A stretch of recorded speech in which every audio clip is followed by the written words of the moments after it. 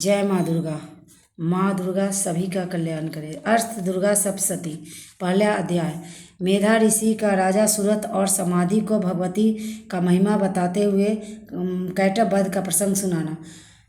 भगवान विष्णु के सो जाने पर मधु और कैटभ को मारने के लिए कमल जन्मा ब्रह्मा जी ने जिनका स्मरण किया था, उन महाकाली देवी को मैं सेवन करती हूँ और वे अपने 10 हाथों में खड्ग, चक्र, गदा, बाण, धनुष, पारिधि, शूल, भुशुंडी, मस्तक और शंख धारण करती है। उनके 3 नेत्र वे समस्त अंगों में दिव्य आभूषणों से विभूषित है। उनके शरीर की कांति नीलमणि के समान है। वे 10 मुख और 10 पैरों से युक्त है।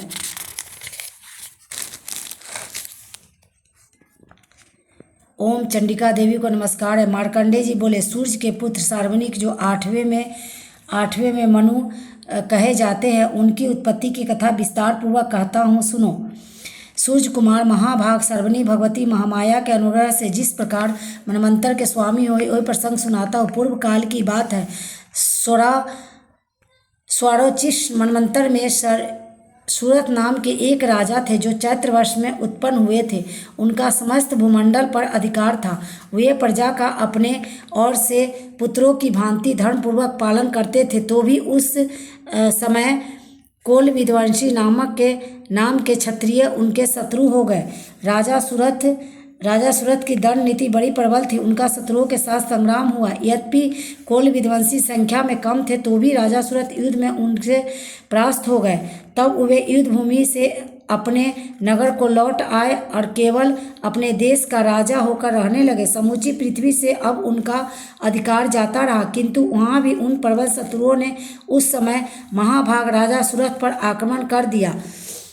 राजा का बल क्षीण हो चला था, इसलिए उनके दुष्ट, बलवान एवं दुरात्मा मंत्रियों ने वहाँ उनकी राजधानी में भी राजकीय सेना और खजाने को हथिया लिया। सूरत का प्रभुत्व नष्ट हो चुका था, इसलिए वे शिकार खेलने के बहाने घोड़े पर सवार हो वहाँ से अकेले ही एक घने जंगल में चले गए। वहाँ उन्होंने विप्रवर मेधा मुनि का आश्रम देखा, जहाँ कितने ही हिंसक जीव अपनी स्वाभाविक हिंसा वृत्ति छोड़कर परम शांत भाव से रहते थे। मुनि के बहुत से शिष्य उस वन की शोभा बढ़ा रहे थे। वहाँ जाने पर मुनि ने उनका सत्कार किया और वे मुनि श्रेष्ठ के आश्रम पर इधर उधर विचरते हुए कुछ काल तक रहे। फिर ममता से आकृष्ट होकर वहाँ इस प्रकार चिंता करने लगे। पूर्व काल में मेरे पूर्वजों ने जिनका पालन किया था, वही नगर आज मुझसे रहित है। पता नहीं मेरे दुराचारी भृत्यगण उसकी धर्मपूर्वक रक्षा करते हैं या नहीं। जो सदा मद की वर्षा करने वाला और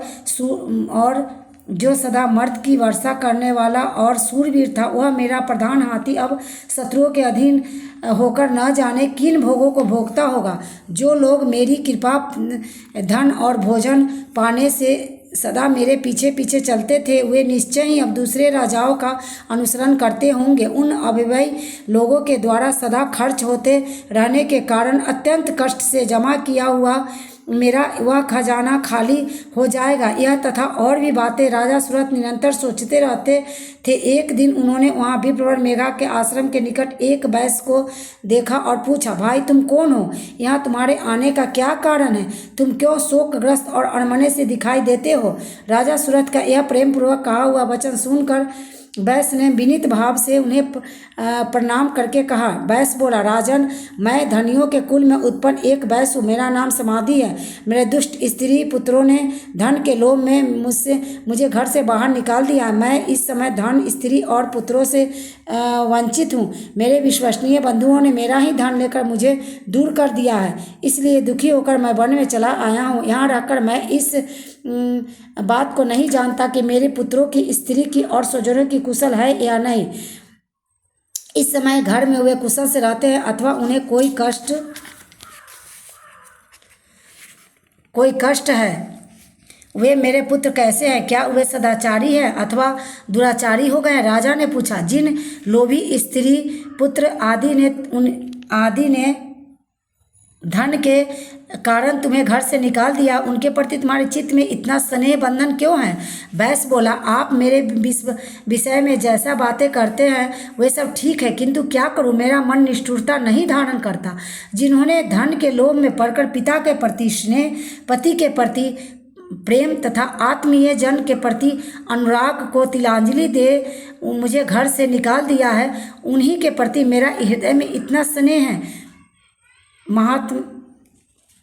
महात्मा ने गुणहीन बंधुओं के प्रति जो मेरा चित्त इस प्रकार से प्रेम मग्न हो रहा है, यह क्या है? इस बात को मैं जानकर भी नहीं जान पाता। उनके लिए मैं लंबी सांसें ले रहा हूँ और मेरा हृदय अत्यंत दुखित हो रहा है। उन लोगों के प्रेम का सर्वथा अभाव है, तो भी उनके प्रति जो मेरा मन निष्ठुर नहीं हो पाता, इसके लिए क्या करूं? मार्कंडेय जी कहते हैं, ब्राह्मण तदंतर राजाओं में श्रेष्ठ सूरत और समाधि नामक वैश्य दोनों साथ साथ मेधा मुनि की सेवा में उपस्थित हुए और उनके साथ यथा योग न्यायानुकूल विनय पूर्वक बर्ताव करके बैठे। तत्पश्चात वैश्य और राजा ने कुछ वार्तालाप आरंभ किया। राजा ने कहा, भगवान, मैं आपसे एक बात पूछना चाहता हूँ, उसे बताइए। मेरा चित्त अपने अधीन न होने के कारण वह बात मेरे मन को बहुत दुखी देती है। जो राज मेरे हाथ से चला गया है उसमें और उनके संपूर्ण अंगों में मेरी ममता बनी हुई है। मुनिश्रेष्ठ, यह जानते हुए भी कि वह अब मेरा नहीं है, अज्ञान की भांति मुझे उसके लिए दुख होता है। यह क्या है? इधर यह वैश्य भी घर से अपमानित होकर आया है। इसके पुत्र, स्त्री और भृत्यों ने इसे छोड़ दिया है। स्वजनों ने भी इसका परित्याग कर दिया है।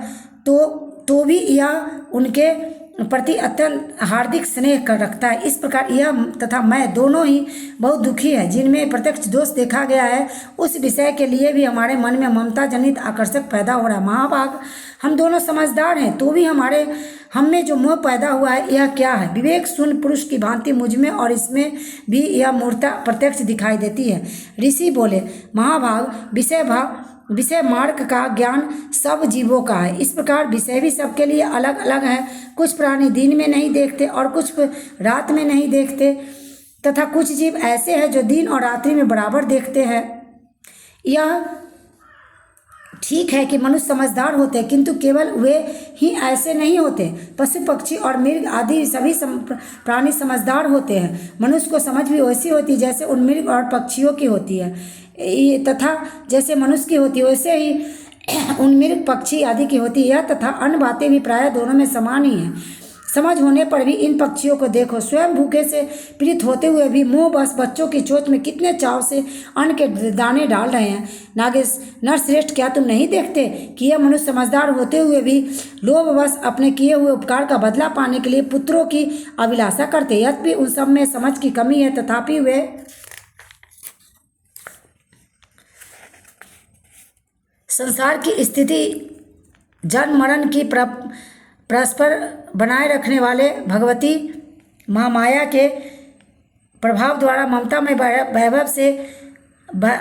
भंवर से युक्त होने के गहरे गर्त में गिराए गए हैं। इसलिए इसमें आश्चर्य नहीं करना चाहिए। जगदीश्वर भगवान विष्णु के योग निद्रा जो भगवती महामाया है, उन्हीं से यह जगत मोहित हो रहा है। वे भगवती महामाया देवी ज्ञानियों के चित्त को बलपूर्वक खींचकर मुंह में डाल देती है। वे ही इस संपूर्ण चराचर जगत को सृष्टि करती है, तथा वे ही प्रसन्न होने पर मनुष्य की मुक्ति के लिए वरदान देती है। वे ही परा विद्या, संसार बंधन, मोक्ष की हेतुभूता सनातनी देवी तथा संपूर्ण ईश्वरी की वेदेश्वरी है। राजा ने पूछा, भगवान, जिन्हें आप महामाया कहते हैं वे देवी कौन है? ब्राह्मण, उनका आविर्भाव कैसे हुआ तथा उनके चरित्र कौन कौन से हैं? ब्रह्मवेताओं श्रेष्ठ महर्षि, उन देवी का जैसा प्रभाव हो, जैसा स्वरूप हो और जिस प्रकार प्रादुर्भाव हुआ वह मैं आपसे मुख से सुनना चाहता हूँ, आपके मुख से सुनना चाहता हूँ। ऋषि बोले, राजन, वास्तव में देवी नित्य स्वरूपा ही हैं। संपूर्ण जगत उन्हीं का रूप है तथा उन्होंने समस्त विश्व को व्याप्त कर रखा है। तथापि उनका प्रकट अनेक प्रकार से होता है। यह मुझसे सुनो, यद्यपि वे नित्य और अजन्मा हैं, तथापि जब देवताओं को का कार्य सिद्ध करने के लिए प्रकट होती है उस समय लोकों में उत्पन्न हुई कहलाती है। कल्प के अंत में जब संपूर्ण जगत एकावर्ण में निमग्न हो रहा था और सबके प्रभु भगवान विष्णु शेषनाग की सैया बिछाकर योग निद्रा का आश्रय से ले सो रहे थे, उस समय उनके कान के मैल से दो भयंकर असुर उत्पन्न हुए जो मधु और कैटभ के नाम से विख्यात थे। वे दोनों ब्रह्मा जी का वध करने को तैयार हो गए। भगवान विष्णु के नाभि कमल में विराजमान प्रजापति ब्रह्मा जी ने जब उन दोनों भयानक असुरों को अपने पास आया और भगवान को सोया हुआ देखा, तब एकाग्रचित होकर उन्होंने भगवान विष्णु को जगाने के लिए उनके नेत्रों में निवास करने वाली योग निद्रा का स्तवन आरंभ किया, जो इस विश्व की अधीश्वरी जगत के धारण करने वाली, संसार का पालन और संहार करने वाली तथा तेज स्वरूप भगवान विष्णु के अनुपम शक्ति है। उन्हीं भगवती निद्रा देवी की भगवान ब्रह्मा स्तुति करने लगे। ब्रह्मा जी ने कहा, हे देवी, तुम्ही स्वाहा, तुम्ही स्वधा और तुम्ही षटवकार हो। स्वर भी तुम्हारी स्वरूप है। तुम्ही जीवनदायिनी शुदा हो। नित्य अक्षर प्रणम्य आकार उकार मकार इन तीनों मात्राओं के रूप में तुम्हें स्थित हो तथा इन तीन मात्राओं के अतिरिक्त जो बिंदु स्वरूपा नित्य अर्ध मात्रा है जिनका विशेष रूप से उच्चारण नहीं किया जा सकता, वह भी तुम ही हो। हे देवी, तुम्ही संध्या, सावित्री तथा परम जननी हो। हे देवी, तुम्ही इस विश्व ब्रह्मांड को धारण करती हो। तुमसे ही इस जगत की सृष्टि होती है, तुम्ही से इसका पालन होता है और सदा तुम्ही कल्प के अंत में सबको अपना ग्रास बना लेती हो। जगन्मयी देवी, इस जगत की उत्पत्ति के समय तुम सृष्टि स्वरूपा हो, पालन के समय नित्य स्वरूपा हो तथा कल्पांत के समय संहार रूप धारण करने वाली हो। तुम्ही महाविद्या, महामाया, महामेधा, महास्मृत्या, महामोह स्वरूपा, महादेवी और महासुरी हो। तुम्ही तीनों गुणों को उत्पन्न करने वाली सबकी प्रकृति हो। भयंकर कालरात्रि, महारात्रि और मोहरात्रि भी तुम्ही हो। तुम्ही श्री, तुम्ही ईश्वरी तुम्ही हो और तुम्ही बोध स्वरूपा बुद्धि हो। लज्जा, पुष्टि, तुष्टि, शांति और क्षमा तुम्ही हो। तुम खड़ग धारणी, शूल धारणी, घोर रूपा तथा चक्र, गदा, चक्र, शंख और धनुष धारण करने वाली हो। बाण